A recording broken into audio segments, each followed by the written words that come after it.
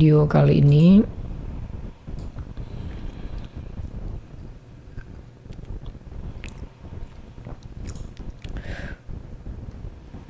Oke teman-teman, di video kali ini saya bakal jelasin gimana pengalaman saya berlangganan paket IndiHome, khususnya Phonik yang 20 Mbps. Saya udah berlangganan dari Januari sampai bulan sekarang ini.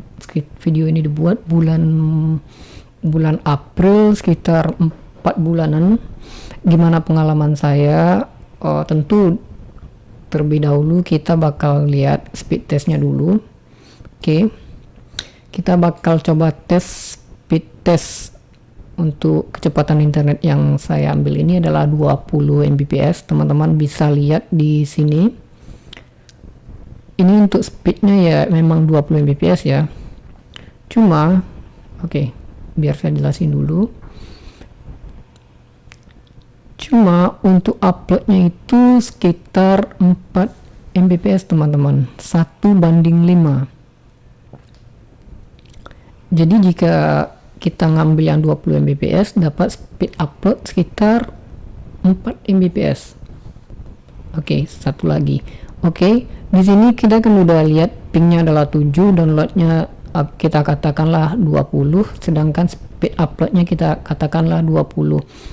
Oke, selanjutnya mungkin dari teman-teman ada yang nanya, ini untuk main game gimana bro?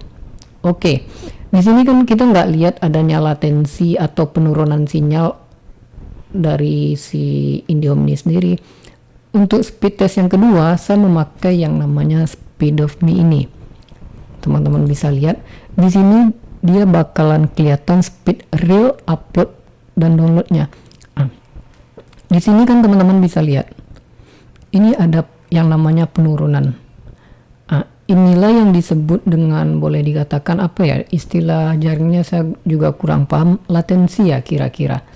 Jadi ketika teman-teman main game kadang-kadang dia agak sedikit nge-lag, bisa jadi disebabkan oleh ini teman-teman. Berbeda kalau kita lihat di speed test ini yang di Ookla tadi, di sini pingnya adalah 7.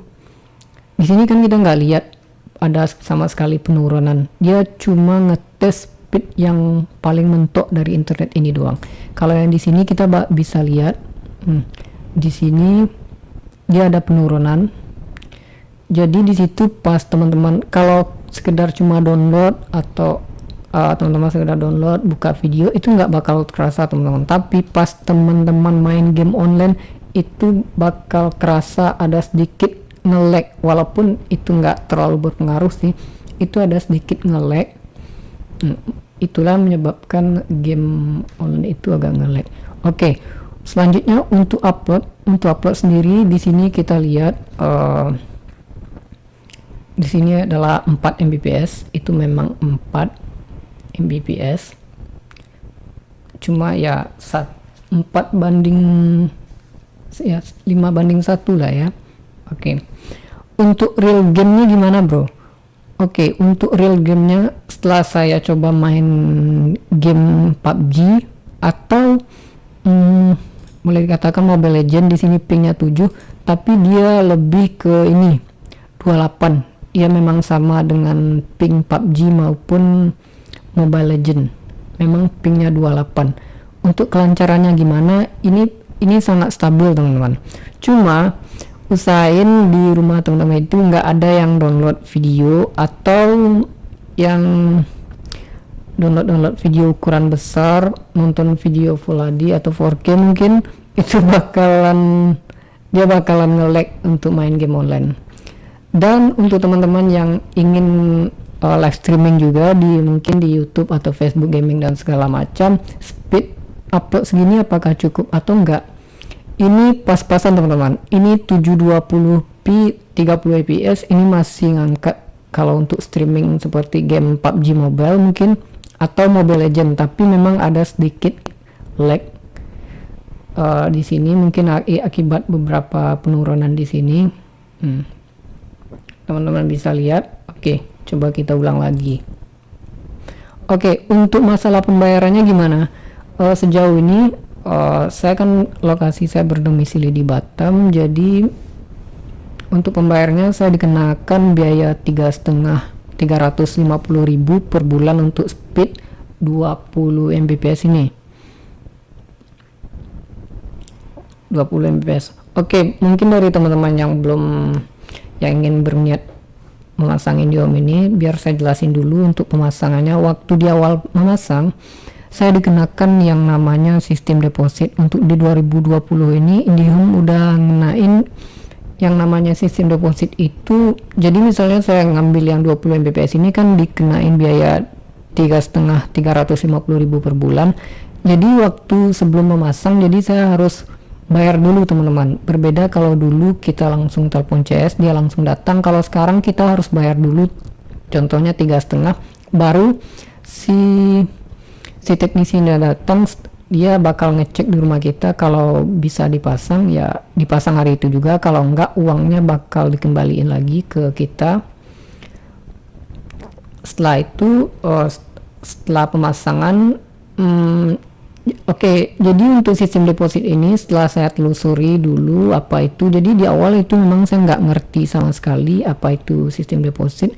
Jadi setelah saya cek di websitenya sendiri, deposit itu teman-teman di peraturan di sini dapat dilihat sebagai uang jaminan. Jadi misalnya waktu itu saya bayar 3,5, 350.000 di awal itu, jika saya berhenti berlangganan IndiHome itu katakanlah sekitar 6 bulanan, belum nyampe 12 bulan, itu uang yang saya bayar itu adalah untuk biaya penalti teman-teman.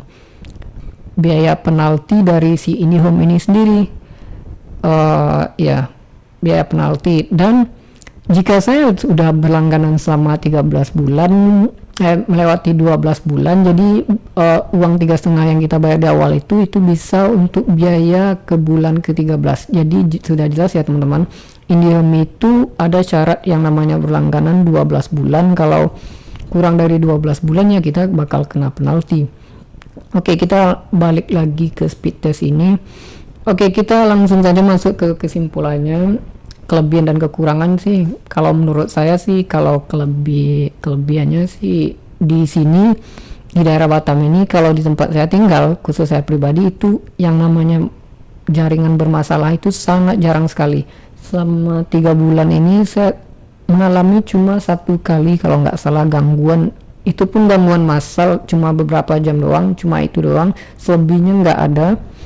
Untuk teknisinya juga responsif, cuma kekurangannya ya itu aja teman-teman. Kalau untuk di daerah saya ini speed uploadnya, kalau menurut saya sih speed upload 1:5 itu terlalu kecil ya, apalagi teman-teman yang hobi live streaming atau main game.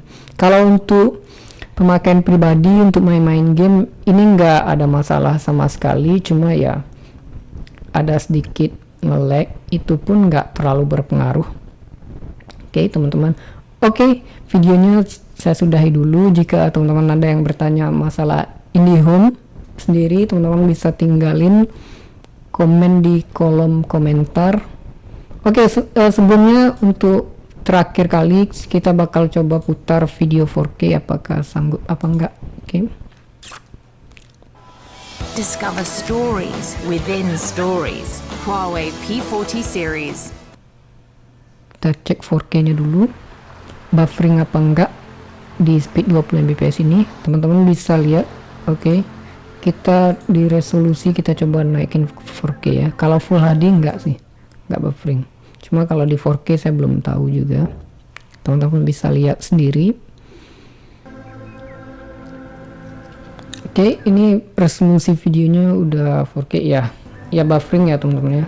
Ini enggak cocok buat 4K kayaknya, untuk buka video 4K. Oke teman-teman, sekian, terima kasih udah menonton, sampai jumpa.